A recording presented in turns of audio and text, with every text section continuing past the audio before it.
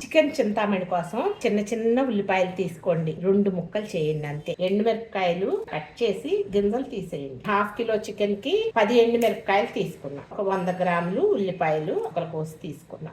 ఒక ఎల్లుల్లిపాయ గబ్బాలన్నీ పెచ్చు తీసి 2గా కట్ చేసుకోండి.